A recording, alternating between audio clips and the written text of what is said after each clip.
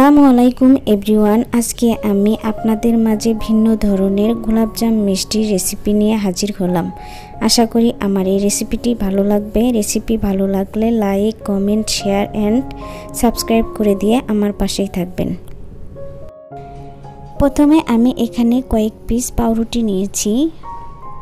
এখন আমি পাউরুটির যে সাইডে ব্রাউন অংশটি থাকে সেটা কেটে নেব। এখন আমি ছোট ছোট পিস করে কেটে নিব। আপনারা চাইলে এটা ব্লেন্ডার জারে ব্লেন্ড করেও নিতে পারেন। এর মধ্যে আমি এখন দিয়ে দিব লিকুইড দুধ। আপনারা চাইলে এটা পানি দিয়েও করে নিতে পারবেন। এখন আমি ভালো করে মিশিয়ে সফট একটি ডো বানিয়ে নিব।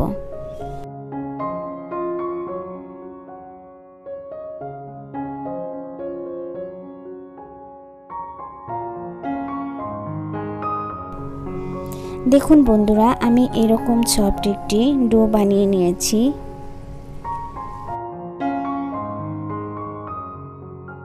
এখন আমি হাতের মধ্যে অল্প পরিমাণের তেল মেখে নেব। তারপর অল্প একটু ডো নিব। এরপর হাতের মধ্যে এভাবে ঘুরিয়ে ঘুরিয়ে গোল মিষ্টির শেপে আমি এগুলো বানিয়ে নিব। আপনারা চাইলে এটা লম্বা করেও বানিয়ে নিতে পারেন। আমি গোল করেই বানিয়ে নিয়েছি। দেখুন আমি এভাবে বানিয়ে নিয়েছি। আমি একইভাবে একই নিয়মে সবগুলো বানিয়ে নেব। দেখুন বন্ধুরা, আমি এখানে সবগুলো বানিয়ে নিয়েছি।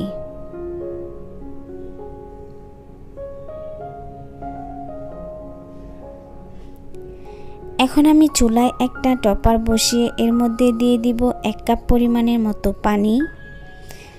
এখন আমি 2টা এলাচ এখানে দিয়ে দিব। 1 কাপ পরিমাণের মতো চিনি দিয়ে দিব। এখন আমি এগুলো ভালো করে নেড়ে চেড়ে মিশিয়ে নিব। এটা আমি একটা শিরা বানিয়ে নিব।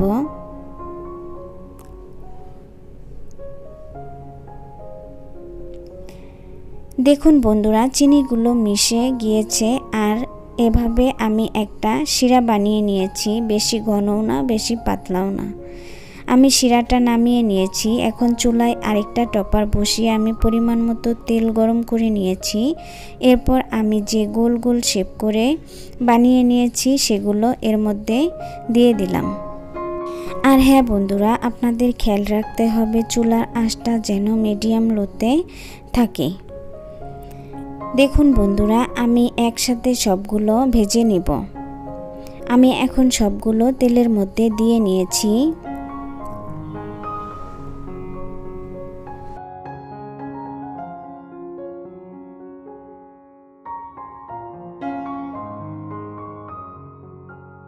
আমার মনে হয়েছে একপাশে হয়েছে, সেজন্য আমি একটা চামচের সাহায্যে আস্তে আস্তে এগুলো উল্টিয়ে দিব।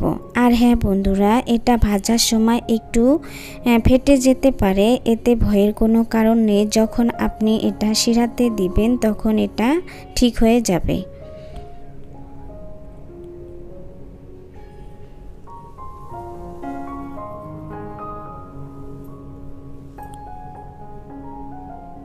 এটা আমি উল্টিয়ে পাল্টিয়ে ভালো করে কিছুক্ষণ ভেজে নেব।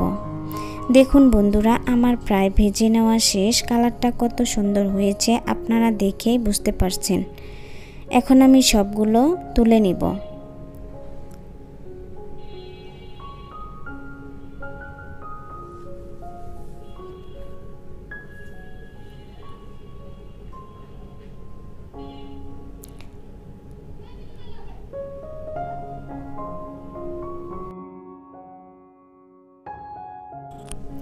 আমি যে চিনির একটা শিরা বানিয়ে নিয়েছি সেটা একটা বাটিতে ঢেলে নিয়েছি। এখন আমি সবগুলো চিনির শিরার মধ্যে দিয়ে দিব। আর হ্যাঁ বন্ধুরা, আপনাদের খেয়াল রাখতে হবে শিরাটা যেন ঠান্ডা না থাকে, গরম অবস্থায় এর মধ্যে দিতে হবে। তাহলে আপনার চিনির শিরাগুলো ভিতরে যাবে আর অনেক তুলতুলে আর রসালো হবে। দেখুন বন্ধুরা, আমি এভাবে করে নিয়েছি, আপনারা দেখেই বুঝতে পারছেন যে কতটা রসালো হয়েছে।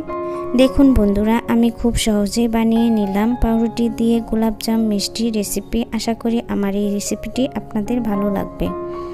সবাই ভালো থাকবেন, সুস্থ থাকবেন। আল্লাহ হাফেজ।